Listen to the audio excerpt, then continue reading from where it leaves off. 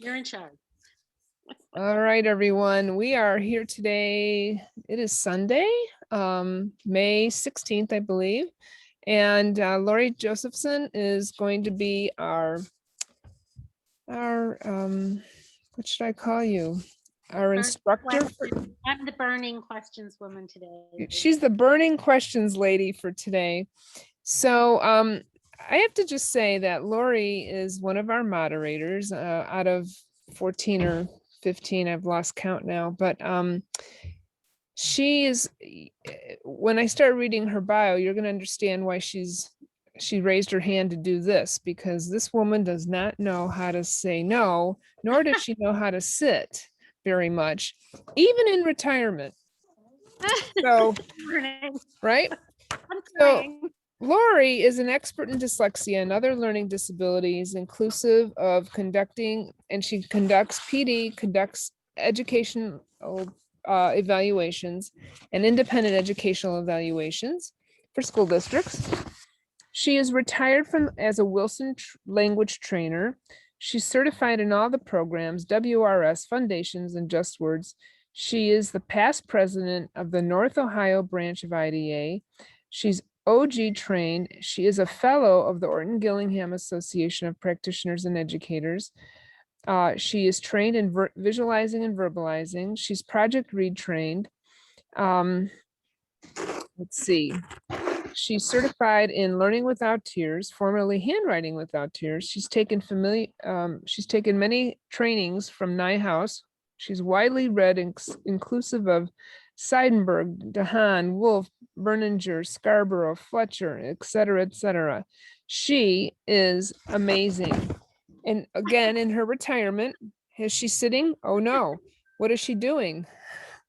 She has a website called LoriJosephson.com. That's LORJOSEPHSON. Sorry, LORI. LORI. Okay, and I'm going to put that in the chat. And her website is called Parenting to Foster Language and Literacy. And she also has a blog, and she also has something really cool coming out in August, but I'm not going to tell you what that is. So you have to stick around for August to find out what's happening. So anyway, I'm so grateful to have Lori on our team. She makes our days much easier. So without further ado, it is Lori's burning questions of the week. Take it away, Lori. Thank you, Donna. And we all should give some orchids to Donna as well. She obviously is supposed to be retired also, and that's why we get along so well, because neither of us can sit very well. And don't we both look fabulous for being retired ladies? Okay, so I have 12 questions today, so I'm going to take it from the top. And somebody asked what the SOR, Science of Reading, way is to teach blends.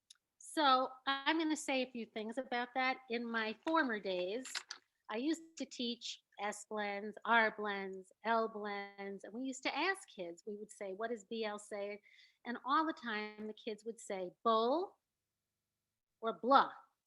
Now we know better, so we do better. We know that B says B and L says ul.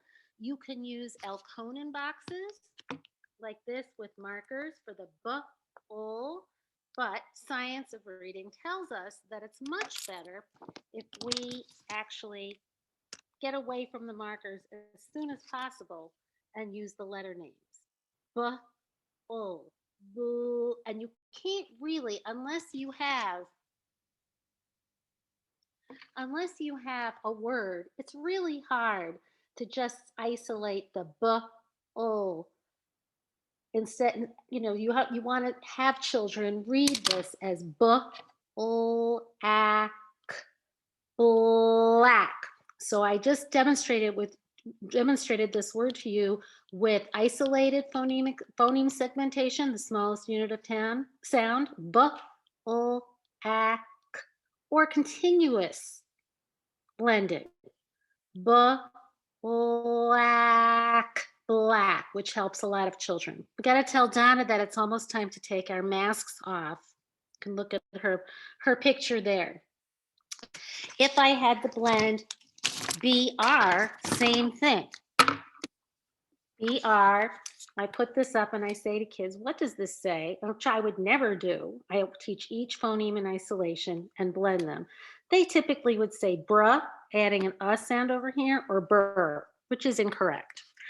Doing it this way helps children with spelling also, and you kind of train their ears. So a lot of kids, when they try to spell the word trick, for example, a lot of kids will spell it with a CHR, trick, and they might not get the CK either. But if we teach it, trick, it will eliminate spelling errors like this or ones like this. Anybody see children spell drink with a J? I bet you have.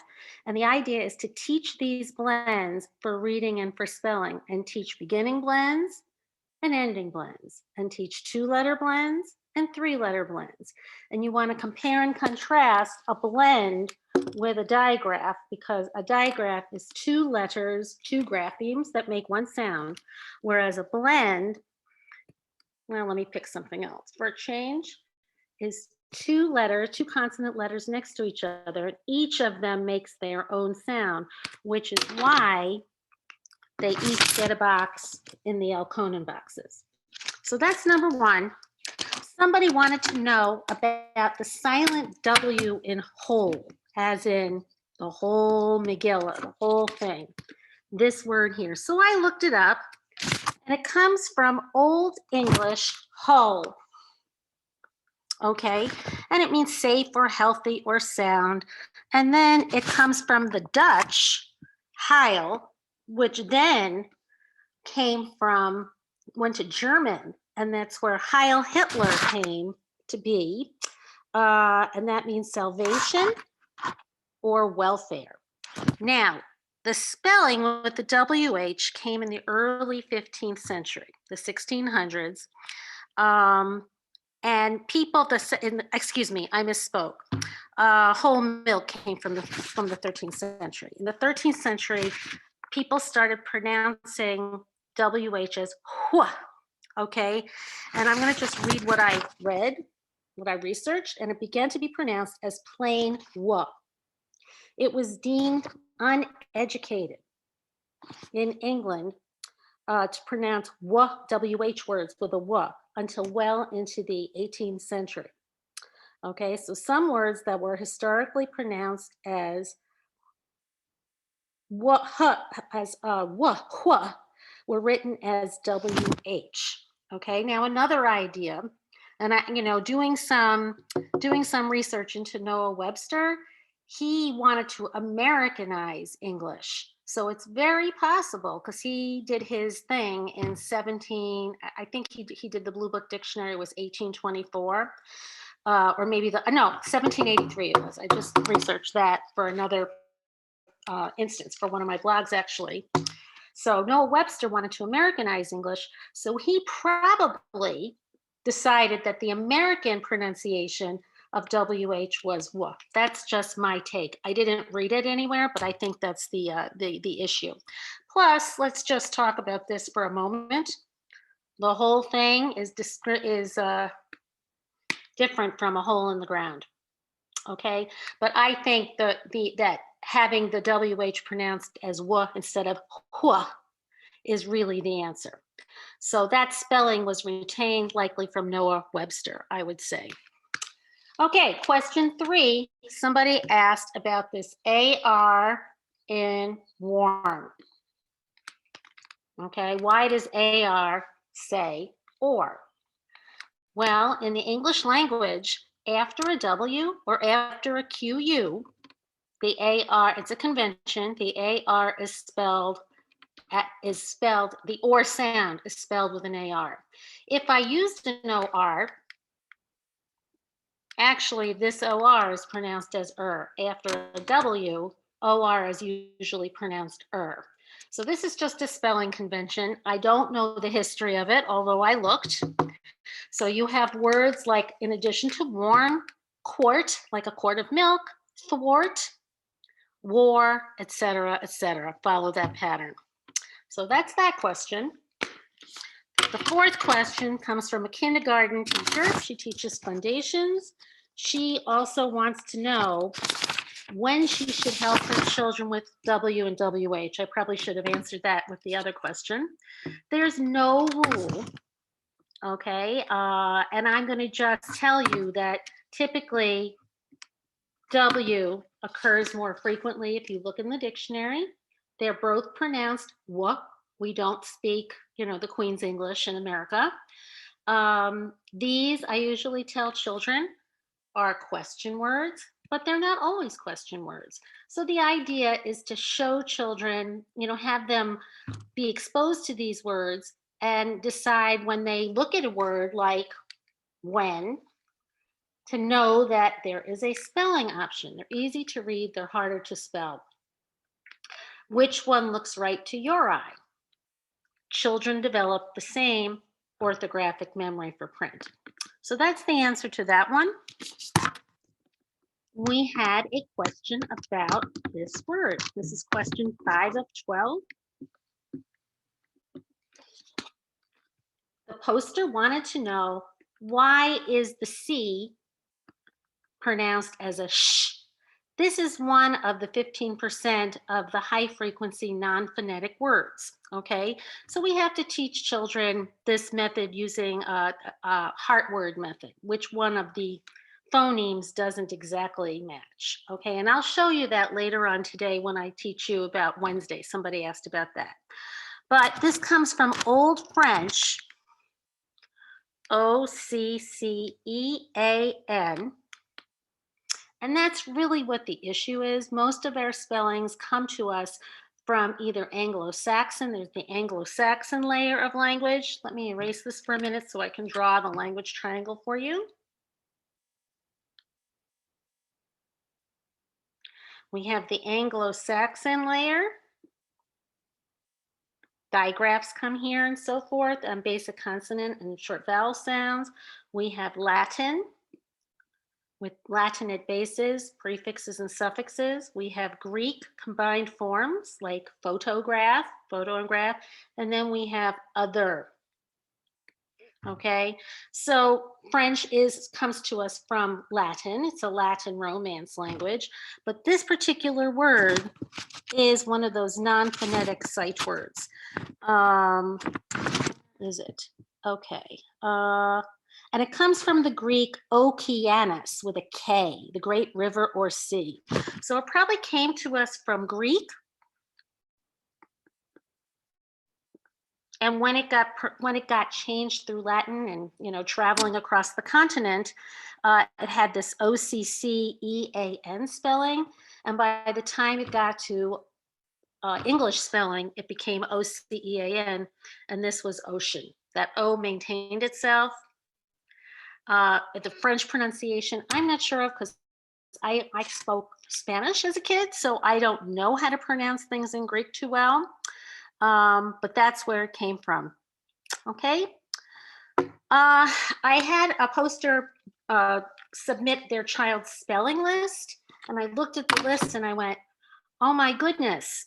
In fact, I wrote a blog about spelling lists this week, and I didn't save the list. She said it's her son's grade 5 spelling list, and she was overwhelmed by it. What are the rules for double letter digraphs, or what could be a good resource to help us with this? So a lot of the words were content words, which is often the case by the time kids get to 5th grade, or sometimes sooner. They take whatever they're learning in science or social studies or literature, and those become children's spelling lists. We know that is not in accordance with the teaching of science of reading to teach spelling, that kids have to become competent in terms of decoding and encoding and learn those high frequency non-phonetic words so they are able to write.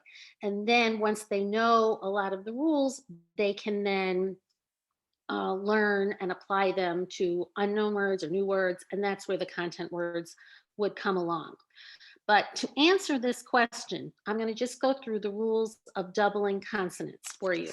So if you end a word at the end of a syllable or a short vowel, if it ends in S, L, F, or Z, this is sometimes known as the floss rule, and sometimes Z. If it ends in an F, like off, an L like tell, S like toss, and sometimes Z. There's only about 6 words with Z. We double at the end of the word after a short vowel. Okay, so that's one rule. And another one is to maintain the integrity of the short vowel. In English, a double consonant tells you that the preceding vowel is short. It's short because it's a closed syllable. So you may have a word like rabbit, and the B is doubled so that this vowel is short, because you're going to split your syllable this way between the two B's. Okay, let me show you a couple of other words that do that. Funny, funny. So this is a closed syllable. This is an open syllable. Same thing is true for a word like little. 2 T's so that the consonant LE is by itself, that syllable type. Let's see. This is my favorite example.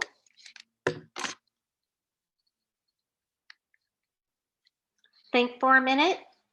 I know you all can read these words. Why is this one pronounced holly with a short vowel and this one pronounced holy with a long vowel? The doubling of that consonant in the middle tells you this is a closed syllable, whereas no doubling is a marker for a long vowel. Holly, holy. And pretty soon when you teach kids this, they go, oh, why didn't anybody ever tell me? So I can tell you that.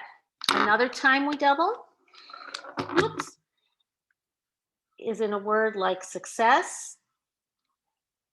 I'm not going to go over why this has 2 S's, but right here, success, this C has the K sound. This C has the S sound because it has an E after it. So sometimes that happens as well.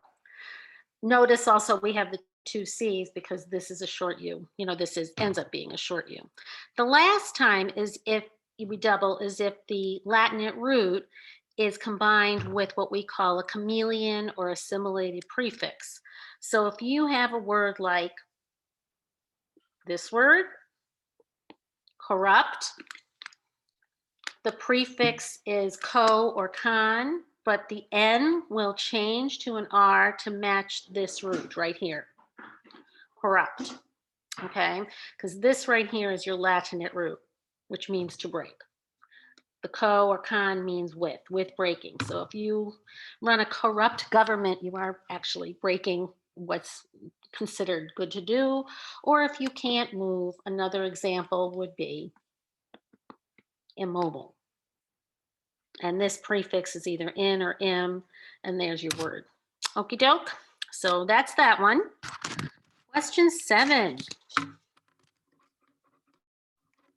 A poster in our group wanted to know, hey there, wonderful teachers. I'm a 3rd grade teacher. I'm using Foundations next year for phonics. And she wants to know, she put a picture of what the O with this dot is on the top. And next to it, it had an A, it had an AU, and it had an AW. She said, what's that? I'm answering that question with a question. Where did she come from? Okay, now if I look that up in the dictionary, it's usually the aw sound. It's not short O, but I live in Ohio, but I'm from the East Coast. And on the East Coast, we say aw and aw. And the program she's referring to, Foundations, was written in Massachusetts. So it's written as if everybody speaks the Massachusetts dialect. So this really is the aw, and A is there because after W or after QU, on the East Coast, it's wash and squash, just like AU and AW. Here where I live in Ohio, these 3 sounds are often confused with a short O, which causes all kinds of trouble with spelling. Okay, but the conventions of spelling are constant and we can't really help it. So when I taught most of my students, because I did pretty much retire from tutoring. I did do that and from teaching full time. even though I'm still not sitting.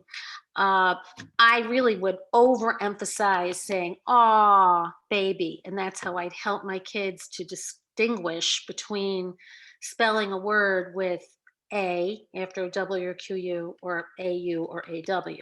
While I have you all here, I'll tell you that this one is usually used at the beginnings and middles of words.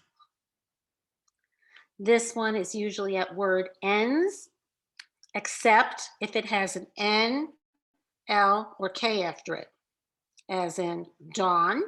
One of our moderators is named Dawn, and I say Dawn, and she says Dawn, and she's from the East Coast. So it depends on where you live. Always bear that in mind. Crawl or hawk. Now, people where I live might say it hawk, hawk, a hawk. Since I grew up in New York, I say hawk. My children, my own children, say pajamas. What do I say? Pajamas. Potato, potato. So always bear in mind that dialect plays a role. Okay, let's see what's next. Lori, did you talk about OG sound? I missed that. Is that what, like dog, log, Well, I was fog? talking fusion between AW, AU, A after W's and Q's, and the short O. I say dog. How do you say it, Donna? Dog. Dialect. I didn't talk about the short O. I talked about the confusion between this and short O. Ah, And in the foundations curriculum on the poster, it's written with the O with the dot to mean off. So I ended gotcha. this conversation with I say potato and you say potato. Right. Yeah. We have to know, we have to teach kids about dialect. It's perfectly okay to talk about dialect with children. But that being said, we have to recognize it and kids have to learn the spelling conventions. Yep. Yeah. In Wilson, like you said, it was written in Massachusetts, so they have og, og, fog, frog. And when I'm teaching short O, it's ah. Right.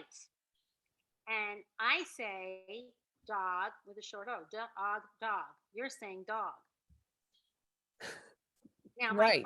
I'm going tonight to my book club right after this conversation, and there are two women named Janet, and they're both from the East Coast, and they love when I say their names because I say Janet. Every other person who's native to Ohio calls them Janet. I don't hear the difference. Janet, Janet. Oh, Janet. Yeah. So it's always dialogue. It is. It's dialect. Yep. Dialect. Okay, I'm looking for my eraser. It's stuck to my board. All right. Now, there's another issue I just wanted to say, and that is with the L, the A will also say like in ball. On the East Coast, they say ball. I might say ball because I've kind of lost some of my New York dialect. How do you say this, Donna? Oh, she might have stepped away. No, I'm here. I say ball. Ball. Ball. You're saying aw sound. So that happens. Somebody actually asked about L control vowels, and I couldn't figure it out. Let's see. Anyway, so I think it depends on where you live. The answer is dialect. All right, and here's a question. Lippy saying orange like orange has me thinking that this is a dialect. How would you segment the sounds in the word orange? Well, I'm not sure I know who Blippi is, but if it's a musician, I tried to look it up and I think it's a musician. They take poetic license sometimes and they change pronunciations of words because it's sort of like poetry, So I view orange as one of those heart words. So I would have written it like this. So I'll write the word. I should have gotten an orange marker. This is a street test. I think this is I'm going to put this up in a minute. orange. Now, words never end in J in English. That's why it's got the GE. So the hard parts of this word, but I do have a red, are the A. And unless the children have learned that G says J, if there's an E after it, that's a hard part too. Mhm. Okay, so orange. So this is the answer to that question. But words never end in J. All right. If the R control, one more thing, if the R control vowel combo isn't yet taught, this would be a hard part too. It just depends on what the kids have been taught in terms of their phonics. Okay, Jennifer. Jennifer wants to know, here's her burning question. It's about this word. Appreciate.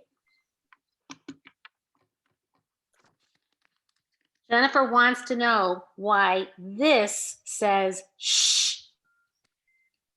Mhm. Okay, so the answer is because this I is called a Latin connective I. What the heck is that? Kids are not usually taught this for quite a while. I would say not till at least third grade. They might read words that have T-I-O-N and S-I-O-N, but they're not officially taught that letter combination. I'd say if they're taught it, they're not taught this until then. Now I got to put on my glasses to read what I wrote here. And I typed because I highlighted it for myself. Then when I printed it, I cannot read it.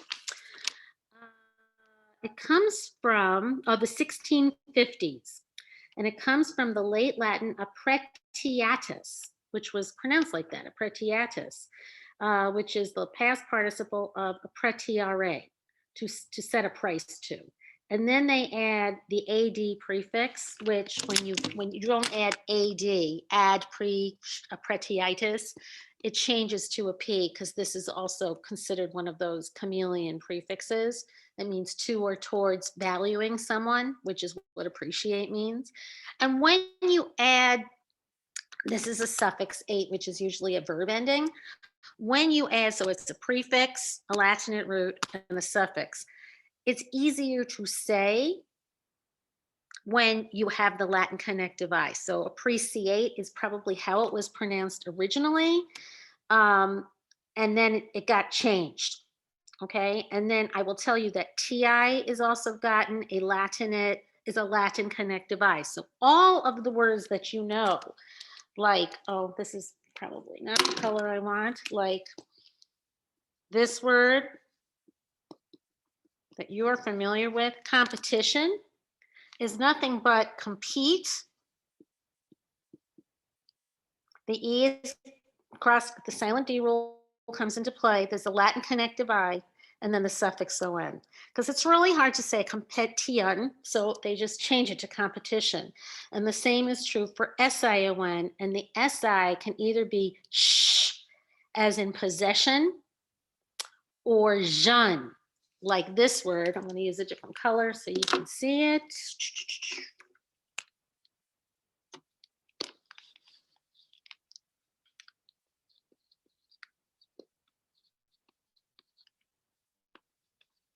Again, the base word is confuse. The E is gone. It's a Latin connective I, and that's your suffix. Confuse is a verb. And when it goes into, when you change it to a noun, confusion. So that's a different sound than shun. This one is jeune. And you might see that written in dictionaries or wherever, ZHUN. It's kind of hard for many people to know what that really says. So just watch this video again. It's confusion.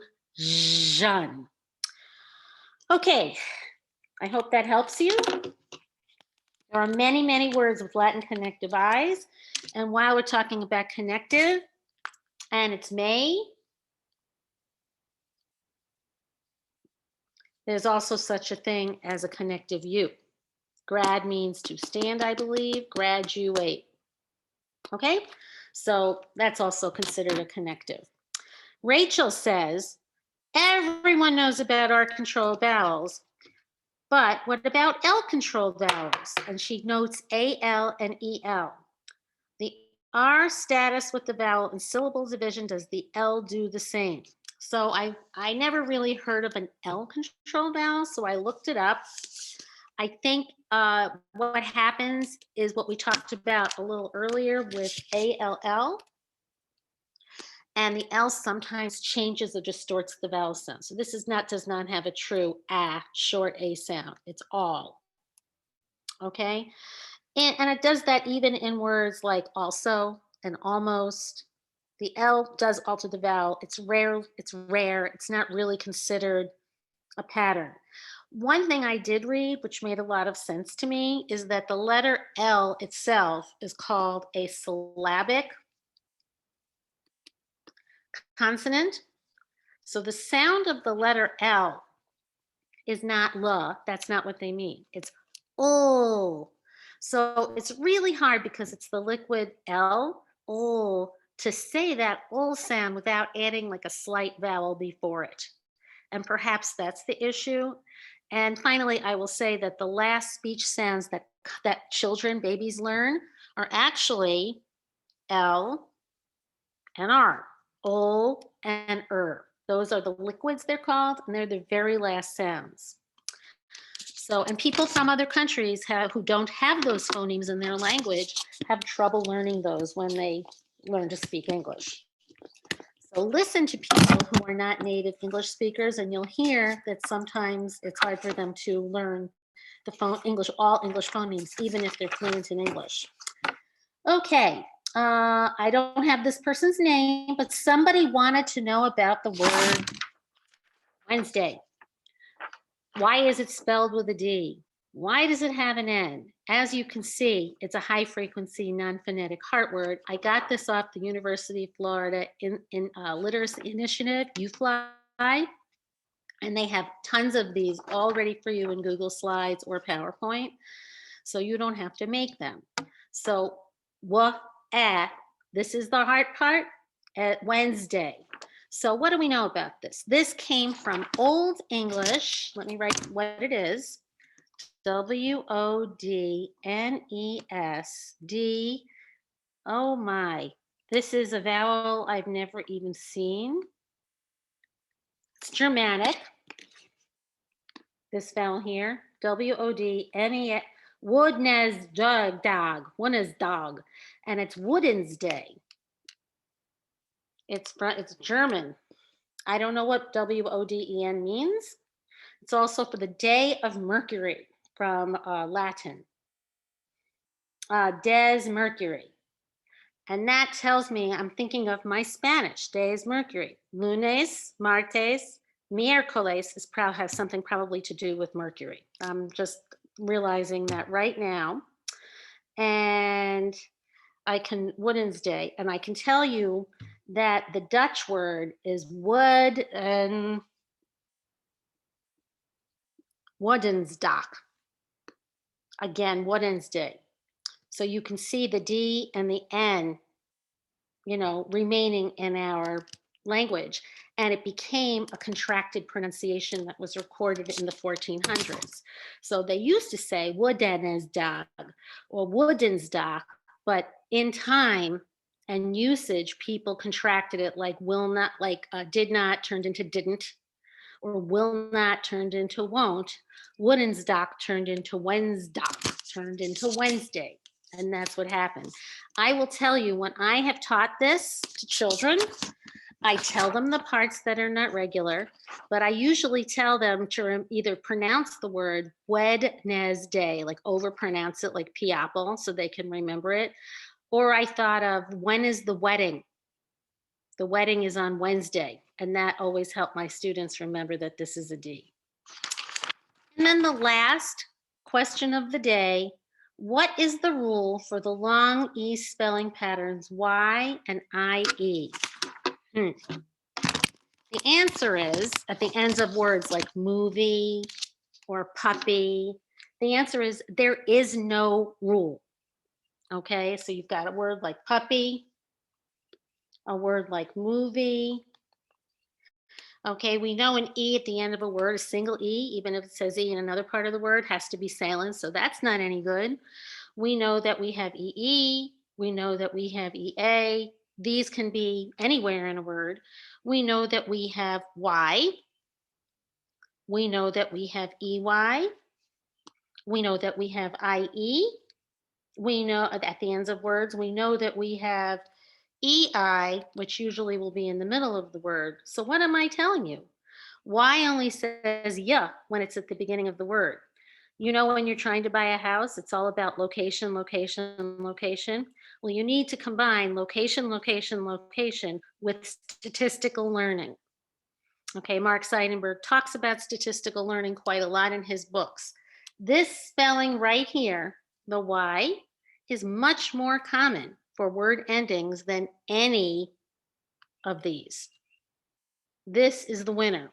So you need to teach kids to pay attention to that, see what occurs more frequently, and use spell checker, dictionary, Siri, Alexa, whatever you want to check or check it out. Oh, and the minute I said Alexa's name, she piped right in from the other room. Okay, but I can tell you statistically, this is the way to go rather than IE. Okay, although there is no hard and set rule. And we learn from experience, we learn from reading. The better you are at reading, the more brain space you have to pay towards comprehension and spelling. So, that's the long and short of it: position, position, position, and frequency. So another week of burning questions has concluded. I want to thank you for your time and your energy and your love of learning. And Have I a want great to week. thank you, Lori. Thank you. As always, excellent. Well done. Appreciate your work. Bye. Thank you. Appreciate you too. Have a great Sunday evening. We shall all try, right? Mhm.